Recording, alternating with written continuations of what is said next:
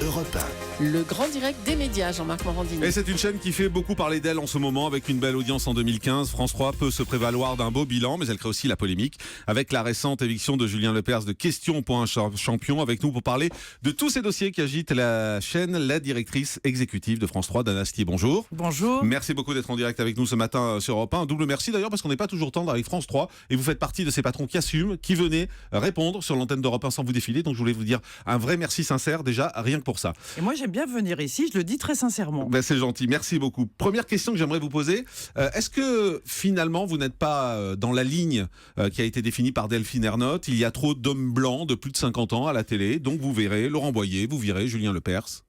Écoutez, ça fait 18 mois que je suis à la tête de France 3 et vous m'avez déjà invité plusieurs fois et vous savez que je fais ce que je dis, que je dis ce que je fais. C'est jamais agréable de faire ce que je viens de faire. Mais il se trouve que j'aime cette chaîne et que j'ai un créneau d'audience qui n'est pas extensible indéfiniment sur cette chaîne. C'est-à-dire qu'on commence à être puissant à partir de 16h, 17h, et ça se termine autour de 22h30, 23h. Donc, à ce moment-là de la journée, et d'ailleurs c'est là où nous avons remonté l'audience en prime, je ne peux pas me permettre d'avoir des creux d'audience. Or, entre Slam qui est en moyenne à 15, et le 15% de part de marché. 15% de part de marché, absolument. Et le journal régional qui est en moyenne à 18, on est deuxième chaîne, Question pour un champion fait 11. J'aurais préféré qu'il fasse 15, et auquel cas il n'y avait pas de sujet. Puisqu'à cette heure-là, les actifs arrivent sur la chaîne. Et donc, normalement, on devrait être plus puissant. Or, il y a une stagnation du nombre de téléspectateurs. Et je me dis que ça serait bien de tenter quelque chose pour remonter l'audience à 18h. Parce que c'est un moment très, très important, comme vous le savez. Donc, je me donne des chances pour le faire. Et encore une fois, Julien est quelqu'un de super doué, qui a beaucoup apporté à la chaîne. Mais il me semble que ça vaut le coup de tenter un renouvellement, mais qui va être un renouvellement un peu général. On change de décor, il y aura plus de voix off. Samuel va aussi travailler sur le jeu, Samuel Etienne. Donc si voilà. Je comprends bien ce que vous dites, vous êtes en train de m'expliquer que vous ne virez pas Julien Lepers parce qu'il est vieux, vous le virez parce qu'il fait plus d'audience. Vous savez que quand je suis arrivée, le premier animateur que j'ai fait venir, c'est Dave, que j'adore, qui est plus âgé que... Enfin, pardon pour Dave de le dire, mais comme Dave parle très facilement de son âge, c'est vraiment pas le sujet. Et quand les choses marchent, je préfère les laisser vivre. Donc vous virez parce qu'il ne marche plus. Parce que le jeu ne marche pas suffisamment à 18h. Mais c'est la faute de Julien Lepers ou c'est la faute du jeu ? Écoutez, moi j'ai le sentiment que le jeu, un jeu de culture générale, puisque ça correspond tout à fait à ce qu'est cette chaîne de culture populaire, encore on va essayer on va se donner 18 mois, 2 ans pour remonter le jeu. Donc voilà, il me semble qu'il y a une manière de présenter qui peut être plus sobre, plus soft. Voilà, c'est. Vous avez vu sans doute le papier de l'édito de Julien Lepers ce matin dans le Huffington Post. Il dit que ça s'est mal passé avec la chaîne. Il dit qu'il ne lui a même pas été donné de saluer les téléspectateurs, pas plus que son équipe.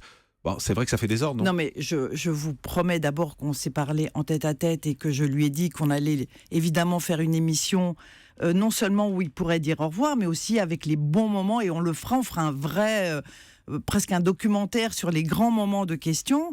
Et voilà, après il y a eu aussi, pourquoi je n'ai rien dit aussi pendant plusieurs semaines, c'est parce que la com, ça a été une pagaille. Oui, mais vous avez merdé sur la com. Non, je n'ai pas merdé, je respectais ce que j'ai dit. J'avais promis à Julien que je ne parlais pas, puisqu'il est en discussion avec son producteur.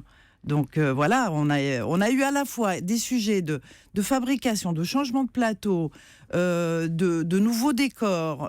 Voilà, il y a eu nos métiers, c'est pas que les Sunlight, c'est aussi de la fabrication. Et quand j'ai vu Julien, je lui ai dit. Voilà, on va communiquer ensemble. À peine il est sorti de mon bureau, ça a commencé à fuiter. Voilà, ça s'est passé comme ça. Et voilà, j'ai laissé faire parce que je savais que c'est lors de ma conférence de presse, dans une problématique générale de la chaîne, j'allais parler de ça. Est-ce que vous êtes d'accord ? Donc je reprends ma question initiale finalement avec Delphine Ernotte qui disait il y a trop d'hommes blancs de plus de 50 ans à la télé. Mais moi Est-ce que vous êtes d'accord avec votre présidente ? Mais écoutez, je me suis jamais posé la problématique de cette manière-là. Elle se la pose visiblement. Moi, ce que j'aime bien, c'est que les gens qui ont du talent que ce soit les comédiens et les comédiennes, par exemple, à la tête de nos séries, que ce soit à la tête de nos jeux, que ce soit à la tête de nos magazines. Moi, j'aime d'abord les gens qui ont de la personnalité, qui ont du talent. Et en tant que femme, j'ai envie qu'on me choisisse, pas parce que je suis femme, mais parce qu'on pense que j'en suis capable. Et Donc, vous êtes d'accord ou pas avec Delphine Ernotte? J'ai pas compris. Écoutez, je me pose pas le sujet en ces termes-là. Michel Drucker qui dit que faire du jeunisme, c'est une forme de racisme. Mais moi, mais je crois que Delphine, c'est une expression courante. Voilà, je pense que c'est pas une théorie. Et en tout cas, moi, je suis dans une problématique. Je cherche à avoir des gens qui ont du talent et de la personnalité. Et vous êtes bien placé pour savoir qu'on est dans une période où voilà, on aime les gens qui existent et qui existent pour eux-mêmes. Et c'est vrai que par ailleurs, vous savez très bien qu'il fallait ouvrir aux femmes et qu'il fallait ouvrir aussi aux différentes origines. Mais bon, voilà, moi je suis pas dans... C'est difficile de trouver des gens qui ont du talent. Donc quand on les tient, eh ben voilà.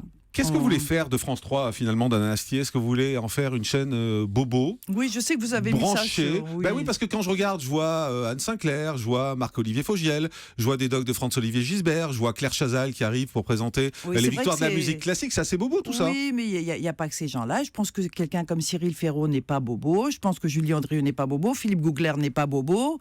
Jamy n'est pas bobo. Et c'est ces gens-là. Les nouveautés qui arrivent sont bobos. Oui, mais c'est des... Alors attendez. Et il y a plusieurs choses. D'abord, c'est vrai que nous, tous les deux, on n'a pas forcément les mêmes goûts. Mais pour moi, Anne Sinclair, c'est une invitée.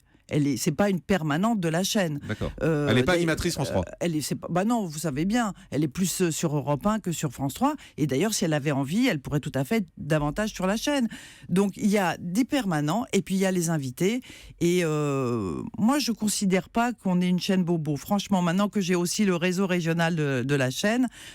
Parce que pour moi, France 3, ça doit être une chaîne de proximité, ça doit être une chaîne proche des gens, ça doit être une chaîne qui est populaire et pas bobo. Oui, mais c'est mon avis. Oui, d'abord, moi, c'est pas une chaîne bobo. Je ne suis pas bobo et je suis suffisamment consciente de ce que c'est qu'elle doit être une chaîne populaire. Il n'empêche que ce que je n'accepte pas depuis 18 mois que je suis là, c'est l'idée que parce que c'est France 3 et que c'est la chaîne des régions, elle doit être ringarde. Et ça, on me trouvera toujours sur le chemin. Je ne veux pas faire une chaîne ringarde.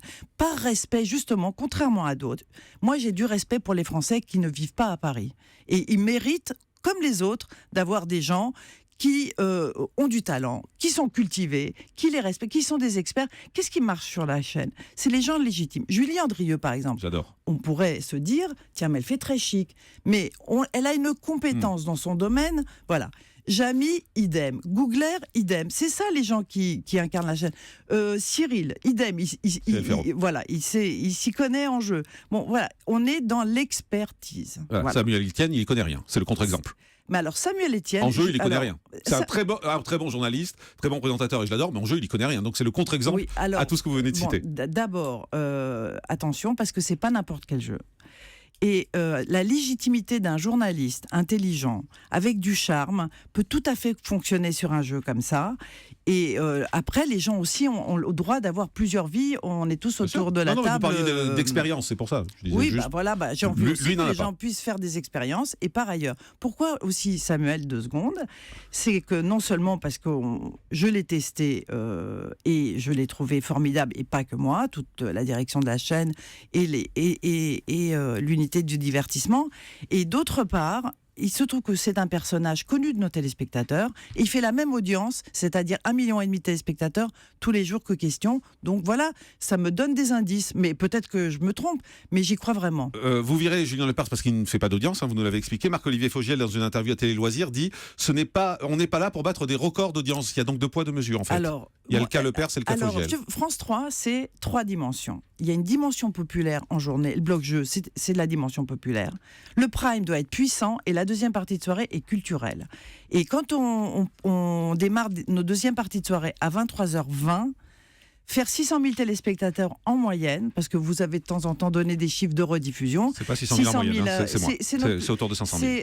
C'est notre meilleure audience en S2 avec le magazine de l'info, le mercredi, le magazine de l'info de France 3. En même temps, il n'y a pas grand-chose en deuxième partie de soirée sur France 3. Il y a le lundi des docs régionaux, oui, mais vous faites la moue, vous voyez, vous dites que le régional doit être populaire. Non, mais il n'y a pas grand-chose de porteur. Le mardi, il y a le divan, le mercredi, il y a des magazines. Le jeudi, il y a des docs. Et le vendredi, effectivement, il y a la rediff des docs populaires. Votre succès, moi si j'ai un succès à mettre à votre actif, c'est les fictions de France 3. Quel carton ces fictions de France 3, c'est assez énorme, en particulier la série Crime que vous mettez des fois, Meurtre pardon, ça a changé, que vous mettez des fois le samedi, là on l'a vu récemment le mercredi, c'est un énorme succès. Et là on est dans France 3, on est dans la proximité, le populaire, et ça cartonne. Mais écoutez, c'est pas vous qui dites ce qui est populaire sur France 3.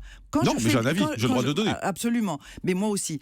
Quand je fais des docs qui font 10, c'est un succès pour la chaîne, parce que je suis au-dessus de la moyenne de la chaîne, et je fais des documentaires qui restent souvent plus dans la mémoire que d'autres programmes. Évidemment que la fiction, c'est le succès d'Anne Holmes. Depuis des années, elle est formidable. On est en train aussi de faire un tournant. On a effectivement de nouvelles séries et des nouveaux unitaires, effectivement, avec des vrais sujets de société. Là aussi, il y a eu quand même du mouvement. Il y a du mouvement. Plus belle la vie, au fait. Qu'est-ce qui va se passer pour Plus belle la vie ? Écoutez, j'ose espérer que Plus belle la vie va rester sur France 3, parce que, comme je le disais hier, le succès de Plus belle la vie, c'est pas que celui de Telle France, c'est aussi celui de France 3. Donc vous voulez continuer à faire Plus belle la vie avec Telle France ? Évidemment. Malgré son rapprochement, du groupe qui est au-dessus de TF1. Vous imaginez bien qu'on n'y est pour rien et qu'on l'a subi. Non, bien sûr. Mais donc vous voulez continuer malgré tout Plus belle la vie. Il n'y a aucune raison que ça s'arrête. 5 millions de téléspectateurs par jour, voilà. Les enquêtes de Murdoch, c'est un succès. Les enquêtes de Vera, ça marche bien. Brokenwood en Nouvelle-Zélande, ça fait 4 millions de téléspectateurs. Donc c'est vrai qu'il y a beaucoup de succès également. Et les docs de culture populaire, le Balavoine, le Renault, voilà, c'est ça France 3. Les docs politiques, c'est un peu plus compliqué. L'information... Mais c'est pas grave, on va le faire quand même. Mais oui, mais alors audience ou pas audience ? Mais écoutez, ça dépend des genres. La fiction qui coûte ce qu'elle coûte doit faire de l'audience. Le documentaire, qui dans un tout autre rapport, laisse une trace sur 2 millions de personnes. Vous savez que c'est dur de faire 2 millions de personnes. C'est la moyenne des docs politiques. L'information, c'est un vrai succès sur France 3, effectivement, avec la 2e place en access régulièrement pour le 19-20, les 19-20 régionaux qui cartonnent.